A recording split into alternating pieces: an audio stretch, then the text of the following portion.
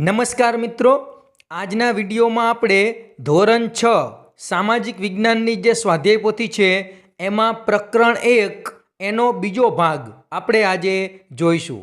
આના પહેલાં આપણે પહેલો ભાગ મૂકેલો છે, એ જોવો હોય તો એની લિંક તમને ડિસ્ક્રિપ્શનમાં આપેલી છે, ત્યાં ક્લિક કરી અને તમે એ વિડીયો જોઈ શકશો।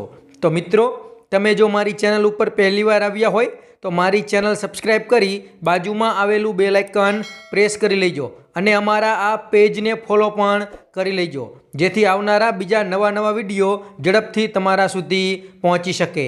તો ચાલો મિત્રો, આજે આપણે ધોરણ 6 સામાજિક વિજ્ઞાન એમાં પ્રકરણ 1નો બીજો ભાગ જોઈએ। પ્રશ્ન 8, તફાવત આપો। એમાં પહેલો તફાવત છે ભૌતિક નકશા અને રાજકીય નકશા। તો જુઓ, એનો તફાવત મેં અહીં લખેલો છે, તમે જોઈ શકો છો। બીજો તફાવત અક્ષાંશ અને રેખાંશ।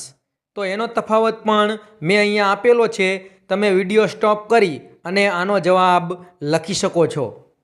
ત્રીજો તફાવત વિષુવવૃત્ત અને ગ્રીનિચ રેખા। તો જુઓ, વિષુવવૃત્ત અને ગ્રીનિચ રેખાનો તફાવત પણ મેં અહીંયા લખેલો છે, તમે જોઈ અને લખી દો। ચોથો તફાવત છે સ્થાનિક સમય અને પ્રમાણ સમય। તો એનો તફાવત પણ અહીં તમારી સામે છે, તમે વિડીયો સ્ટોપ કરી અને આનો જવાબ લખી દો। પ્રશ્ન 9, ચાલો ગણતરી કરીએ। તો જુઓ, પહેલો દાખલો છે, એનો જવાબ લખેલો છે કે પ્રમાણમાપ 2.5 સેમી બરાબર 500 કિમી।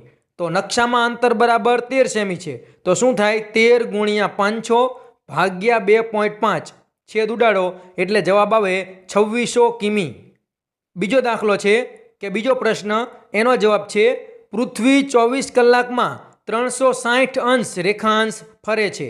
તો 1 કલાકમાં બરાબર 360 ભાગ્યા 24, તો આપણને જવાબ મળશે 15 રેખાંશ। ત્રીજો દાખલો, એનો જવાબ છે કે રેખાંશનો તફાવત બરાબર 45 અંશ ઓછા 15 અંશ, તો 30 અંશ થાય। તો 15 અંશ બરાબર 1 કલાક, 30 અંશ બરાબર 2 કલાક। તો 45 અંશ વધુ પૂર્વમાં હોવાથી ત્યાં સમય 2 કલાક આગળ હશે, જવાબ આવશે સાંજે 4 વાગ્યા હશે। પ્રશ્ન 10, નીચેના વિધાનો માટે કારણો આપો। પહેલું, અક્ષાંશ અને આબોહવા વચ્ચે સંબંધ છે, કારણ કે? તો એમાં જવાબ છે કે અક્ષાંશ પ્રમાણે સૂર્યકિરણોનો ખૂણો બદલાય છે, તેથી અલગ અલગ અક્ષાંશો પર તાપમાન અને આબોહવા અલગ હોય છે। બીજો પ્રશ્ન છે, એમાં જવાબ આવશે 180 અંશ રેખાંશ પૂર્વ અને પશ્ચિમ બંને તરફથી સમાન અંતરે આવેલો હોવાથી તેને માત્ર 180 અંશ જ કહેવામાં આવે છે। ત્રીજો પ્રશ્ન, એમાં જવાબ આવશે તે પૃથ્વીનો મધ્ય રેખાંશ નથી, પરંતુ સમય અને રેખાંશ માપવા માટે આંતરરાષ્ટ્રીય રીતે 0 રેખાંશ તરીકે સ્વીકારવામાં આવ્યો છે। ચોથો પ્રશ્ન, એમાં જવાબ આવશે દેશના જુદા જુદા ભાગોમાં સમયનો તફાવત ન રહે અને સમગ્ર દેશમાં એક સરખો સમય વપરાય। પાંચમા પ્રશ્નનો જવાબ આવશે દરેક દેશનું પૂર્વ પશ્ચિમ વિસ્તરણ અને ભૌગોલિક સ્થાન અલગ હોય છે। છઠ્ઠા પ્રશ્નનો જવાબ આવશે કોઈ દેશ, ટાપુ અથવા પ્રદેશ 2 જુદી તારીખોમાં વહેંચાઈ ન જાય તે માટે તેને વાંકી ચૂંકી રાખવામાં આવી છે। પ્રશ્ન 11, સવિસ્તાર ઉત્તર આપો। એમાં પહેલો પ્રશ્ન છે કે શા માટે પૃથ્વી પર કોઈ પણ સ્થાન નક્કી કરવા માટે અક્ષાંશ અને રેખાંશ બંનેની જરૂર પડે છે? માત્ર એકથી કામ કેમ ન ચાલે? તો જુઓ, એનો જવાબ મેં અહીંયા લખ્યો છે, તમે જોઈ શકો છો। બીજો પ્રશ્ન, ભારતનો પ્રમાણ સમય 82.5 અંશ પૂર્વ રેખાંશ શા માટે નક્કી કરવામાં આવ્યો છે? તો એનો જવાબ પણ મેં અહીંયા આપેલો છે, તમે લખી શકો છો। પ્રશ્ન 3, નકશાના અંગો અને તેનું મહત્વ સમજાવો। તો જુઓ, એનું મહત્વ મેં અહીંયા લખેલું છે।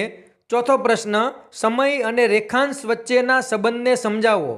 તો એનો જવાબ પણ મેં અહીંયા આપેલો છે, વિડીયો સ્ટોપ કરી અને આ બધા જ પ્રશ્નોના જવાબ તમે લખી શકો છો। પ્રશ્ન 12, નકશાનું અવલોકન કરી તેનો પ્રકાર લખો। તો પહેલો નકશો છે, એમાં આવશે ભૌતિક નકશો, બીજામાં આવશે વિષય આધારિત નકશો અને ત્રીજામાં આવશે રાજકીય નકશો। પ્રશ્ન 13, માગ્યા મુજબ પ્રવૃત્તિ કરો. પહેલો પ્રશ્ન છે કે દિશાઓના નામ લખવાના છે. તો જુઓ, મેં બધી બાજુ દિશાઓના નામ લખેલા છે, તમે જોઈ અને લખી લો. પ્રશ્ન 2, તમારા ઘરથી તમારી શાળા સુધી વચ્ચે આવતા સ્થળોનો રૂઢ સંજ્ઞા સાથેનો નકશો તૈયાર કરી નીચેના બોક્સમાં દોરો. તો વિદ્યાર્થી પોતાની રીતે પોતાના ઘરથી શાળા સુધીનો નકશો જાતે તૈયાર કરશે. પ્રશ્ન 3, નીચે આપેલા સ્થળો અને આપના શિક્ષક શ્રી લખાવે તે સ્થળ તમારી શાળાથી કઈ દિશામાં આવેલા છે તે વિચારીને લખો. આ બધા સ્થળ છે તે તમારી શાળાની કઈ દિશાએ આવેલા છે તે તમારે વિચારી અને જાતે લખવાનું છે, કારણ કે બધાના જવાબ આમાં અલગ અલગ આવશે. એટલા માટે વિદ્યાર્થીઓ જાતે આના જવાબ લખશે. ત્યાર પછી ચોથો પ્રશ્ન છે કે નકશાનું અવલોકન કરી આપેલા પ્રશ્નોના જવાબ 1-2 શબ્દમાં લખો. તો જુઓ, આપણને પ્રશ્નો આપેલા છે, તો જોઈએ. પહેલા પ્રશ્નમાં જવાબ આવશે દક્ષિણ, બીજામાં જવાબ આવશે રાષ્ટ્રીય ધોરીમાર્ગ, ત્રીજામાં જવાબ આવશે રેલવે માર્ગ, ચોથામાં આવશે પશ્ચિમ તરફ, પાંચમામાં આવશે પશ્ચિમ તરફ, પછી છઠ્ઠામાં પહેલામાં દક્ષિણ પૂર્વ, પછી પોસ્ટ ઓફિસ તો એમાં દક્ષિણ, અને જિલ્લાની સીમા એમાં પણ આવશે દક્ષિણ. ત્યાર પછી પાંચમો પ્રશ્ન છે, આપણે કોયડા ઉકેલવાના છે કે આપણને જે અહીંયા સુડોકું આપેલું છે, તો જુઓ એ બધાના જવાબ મેં અહીંયા લખેલા છે. તમે વિડીયો સ્ટોપ કરી અને આ બધા જવાબ જોઈ શકો છો. જુઓ, બધા જવાબ મેં અહીંયા લખેલા છે, તમે જોઈ લો. પ્રશ્ન 6, નીચે આપેલ બાબત સામે તેની રૂઢ સંજ્ઞા દોરો. તો જુઓ, બધા સામે મેં રૂઢ સંજ્ઞા દોરેલી છે, તમે જોઈ લો. વૃક્ષ, બ્રોડગેજ રેલવે લાઇન, મંદિર, કાચો રસ્તો, વસાહતો, તળાવ, આંતર જિલ્લા સીમા, પોલીસ સ્ટેશન, આ બધું જ મેં લખેલું છે. પ્રશ્ન 7, નીચેના ટૂંક શબ્દોના પાઠના આધારે અંગ્રેજી અને ગુજરાતીમાં પૂરા નામ લખો. પહેલું IDL, તો એમાં થાય ઇન્ટરનેશનલ ડેટ લાઇન, અને ગુજરાતી થશે આંતરરાષ્ટ્રીય દિનાંતર રેખા. બીજું PM, તો પ્રાઇમ મેરિડિયન, અને એનું ગુજરાતી થશે મુખ્ય રેખાંશ.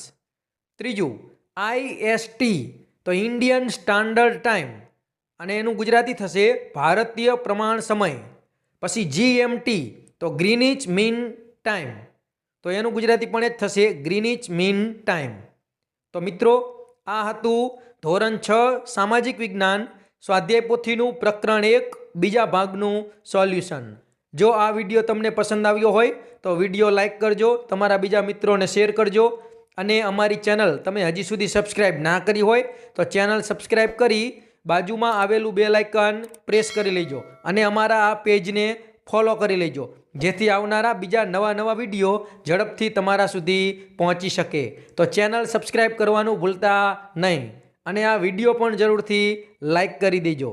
Thank you.